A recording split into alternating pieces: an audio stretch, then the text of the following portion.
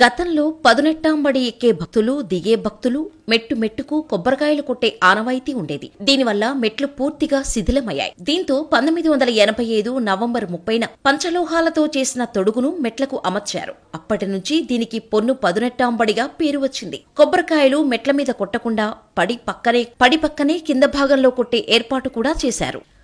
1998లో బెంగళూరుకు చెందిన వ్యాపారవేత్త విజయ్ మాల్యా ఇచ్చిన 3.5 కోట్ల రూపాయల విరాళంతో ఆలయానికి బంగారు తాపడం చేశారు.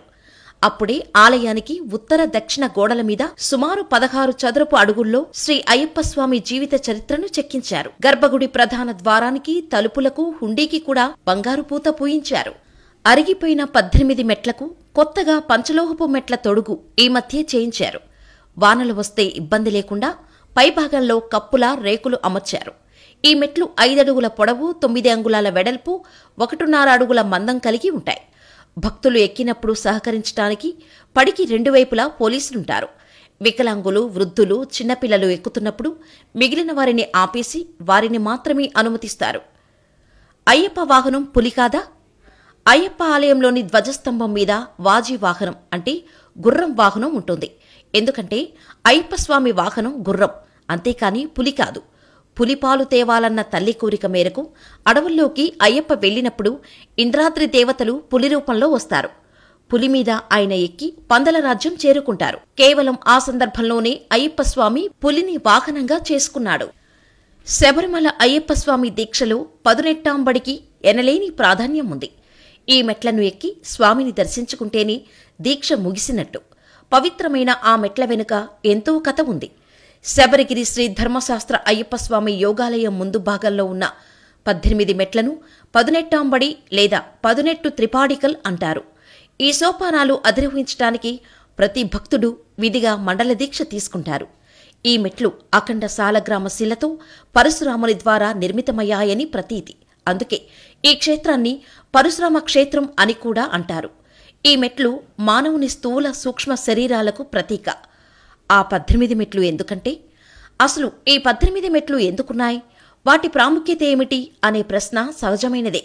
హరిహరసుతుడైన అయ్యప్ప స్వామి మణికంఠునుగా 12 సంవత్సరాలు పందలరాజు దగ్గర పెరిగాడు. మహిషిని వధించిన తర్వాత అవతార పరిసమాప్తి చేశాడు. ఆయన శబరిగిరిలో చాలా ఉన్నతమైన స్థానంలో ఆసీనుడు కావటానికి వీలుగా 4 వేదాలు, 2 శాస్త్రాలు, అష్టదిక్పాలకులు, విద్య, అవిద్య, జ్ఞానం, అజ్ఞానం, దేవతారూపాలు దాల్చి 18 మెట్లుగా అమరాయిని అయ్యప్ప వాటి మీద పాదాలు మోపుతూ ఉన్నత స్థానాన్ని అధిష్ఠించారని చెబుతారు. పట్టబంధాసనంలో ఆయన కూర్చొని చిన్ముద్ర, అభయహస్తాలతో దర్శనమిచ్చారని, యోగ సమాధిలోకి వెళ్లి జ్యోతిరూపంగా అంతర్ధానమయ్యారని పేర్కొంటారు. ఈ ఆలయ ప్రాంగణాన్ని సన్నిధానం అని వ్యవహరిస్తారు. అయ్యప్ప భక్తులు ప్రతి ఒక్కరూ 41 రోజుల పాటు నియమనిష్టలతో దీక్ష పాటించాలి.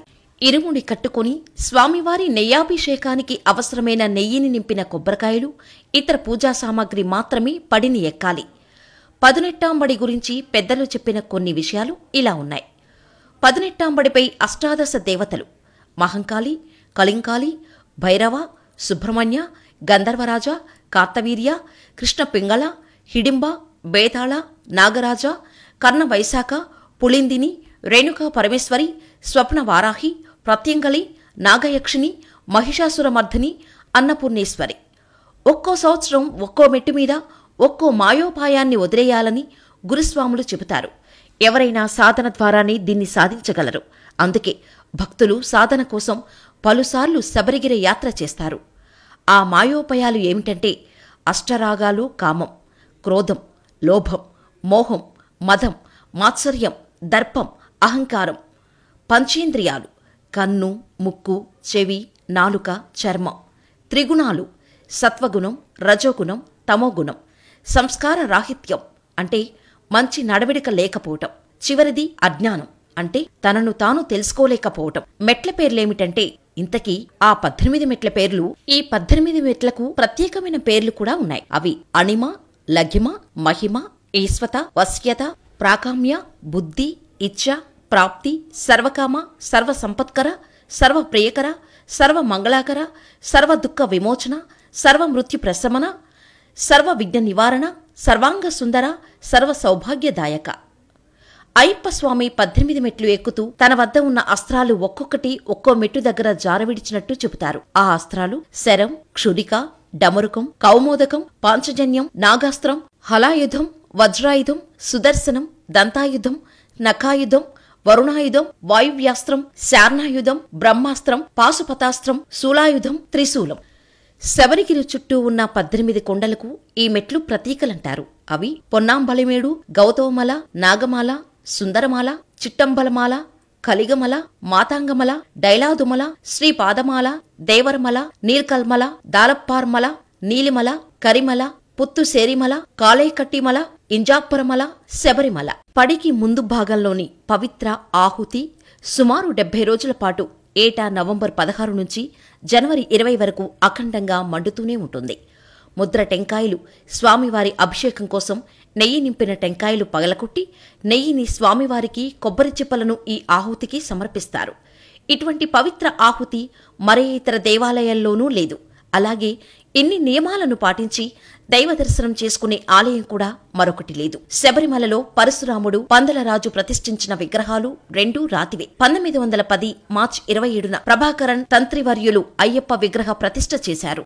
తరువాత దేవాలయం అగ్నికి ఆహుతైన కారణంగా పంచలోహ విగ్రహాన్ని ప్రతిష్ఠించారు. 1952లో మరోసారి అగ్ని ప్రమాదంలో విగ్రహం ఆహుతైంది.